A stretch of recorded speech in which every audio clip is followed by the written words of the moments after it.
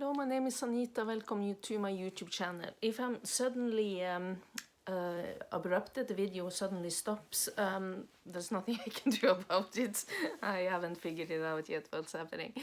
The best I can do now with the things that I have. And that is exactly what we are going to talk about today. If you like what I'm talking about here on this channel, please subscribe and press the thumbs up because you help the algorithms and make the video spread so it can reach other people that might need to hear it.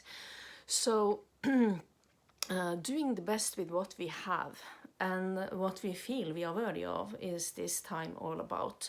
Especially the big energy that you probably feel, the pressure you probably feel inside you now during the last period and now is all about, so everything I've been talking about lately leads to this and has to do with this, the same thing. But we are now recreating our identity away from the wounded one to the healed one, where we use our wounds as strengths, where we feel worthy of a good life, where we feel worthy of a better world for all of us, not just in our own world, but also for everyone involved, for all of humanity, a new earth.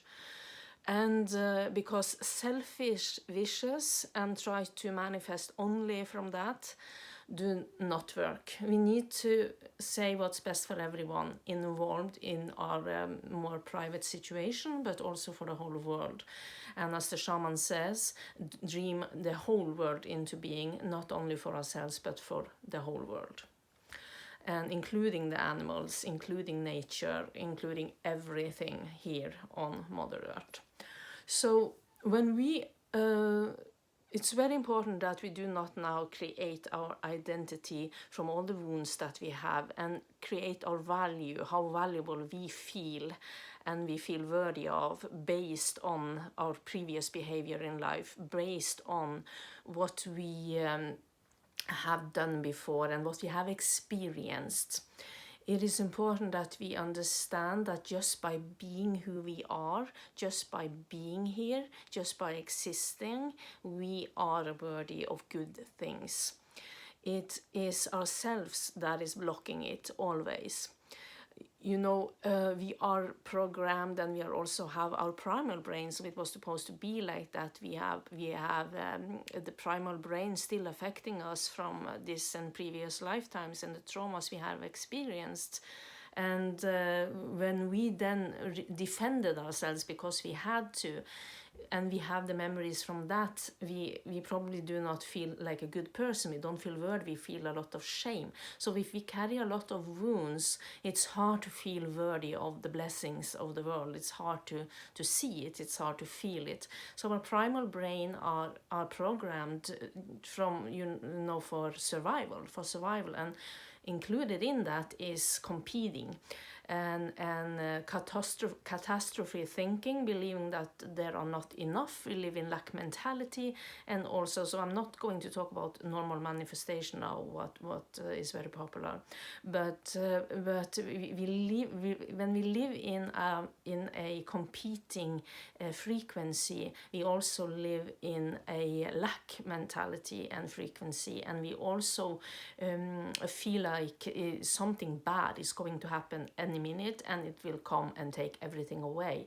Because we don't trust life, we feel that we live by chance, that everything is happening by chance, because it seems like that when we look at people around us, that amazing bad things happen to amazing people. But we have also to trust and remember the pre-plan that we made before birth, that we all, those people that those things happened with, probably most likely had planned that themselves, that was what they wanted to experience in this lifetime. And the people who are connected to them, I know this is very hard, trust me, I do hold empathy for it. This is just explaining my point of view, and not my point of view even, but what I have receiving in, and of course it also is painted by my own interpretation of it. But the people around, the people that bad things happen to, also pre-planned with them to come meet and experience these things. So again, it's all about trust and faith, because if we come from a competing perspective where there's not enough, where everything is chaos and it's all by chance, and that we don't feel worthy, we need to protect everything that we've got, we are restricting our whole energy, our whole frequency, even the whole breathing pattern just stops, and we are also restricting abundance. So instead, then we try to take more control over our lives by going out and controlling our life situation and digging into the details and trying to fix and become more and more disconnected from our physical body and more just into our brain, not in our heart, not listening to our intuition, not listening to our soul. Then we are in a negative loop, negative spiral. And then because of that, we feel more like in a panic, stress, anxiety mode, and then we don't feel less worthy. Do you see how this is a self-fulfilling prophecy? And also, if we treat others like come from a defensive place instead of responding, we also feel shame. It's all about the shame that we feel for what has happened previous, and we don't feel worthy enough because we carry a lot of shame connected to our wounds and how we needed to defend ourselves, protect ourselves, stand up for ourselves when we were attacked and wounded in this and previous lifetimes. So what we, instead of taking control and being more and more stressed about it, what we need to do is to go into our feminine energy, because we have yin and yang, masculine and feminine within us, everybody, and we are meant to have that in balance.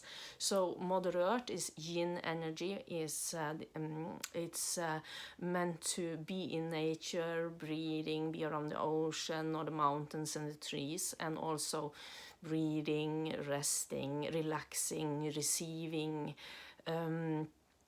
So the masculine, the feminine receive intuition and guidance when we sit and back and listen and trust in life and relax all of our body. Then we receive information, and then our masculine within us take action on it when it feels correct, when the feminine tells it feels correct. Then the masculine within us takes action and support the feminine. That's this place we need to get to, support the feminine and go out in the world and create and take action on those things. And then after action is taken from faith and trust and from intuition, what feels correct in the body, then we relax and enjoy life again, and learn to surrender and let go of what will come out from that, what will happen because of that. And then the feminine within us then relaxes and receives. But to receive, we need to feel worthy of it. To be fully in our feminine, we need to feel worthy of it. And then the masculine has also to behave. We have to be in our divine feminine and divine masculine, where we support each other back and forth within us, talking within us. Everybody has this. And it's also cooperation with the right brain and the left brain, and the right side and the left side of the body, and the upper and the lower body, as within, as without, on the universal laws. So it's all about feeling that we trust and are willing to receive. So when we are blocked by a lot of wounds, you probably don't, if you are those who still are and constantly working on our wounds, if they come up and learn to accept the ones, others, because not everything might be completely healed. We carry them, sort of the little imprint from it maybe left over, but we are learning, we still know and remind ourselves instantly that we still are worthy, we are still a good person, we still deserve it, and we want to create our new world from that place, not from a wounded place, and your new identity, because the beliefs you have about life and yourself and about your worthiness is connected to the wounds that you not to your identity. So if you create an identity from a wounded place, not worthy place, you create, that is how you then identify your whole life and build your whole life upon. You see, instead of completely turning it on its head and feeling worthy just by existing, and forgive yourself for everything that you have done and have experienced and have been in this and previous lifetimes. Accept that you did the best that you could, and that everybody around you did the best that they could, and feel the feeling, the sensations when the grief comes up. Feel it move through your body, and let go, and decide that even though this is coming up, I'm just as worthy. I'm worthy of good things. I'm worthy of abundance. But again, ask yourself, what are you trying to manifest and or create in your world and for the whole humanity? Is it the things that you would love to see, or the thing you fear to see? Are you creating the world by where you focus and what you are visioning for humanity from what you are fearing, or from you are wanting to see? And it's very important also then in your own life to create the life that you want to see in your own life, but also the best for all humanity.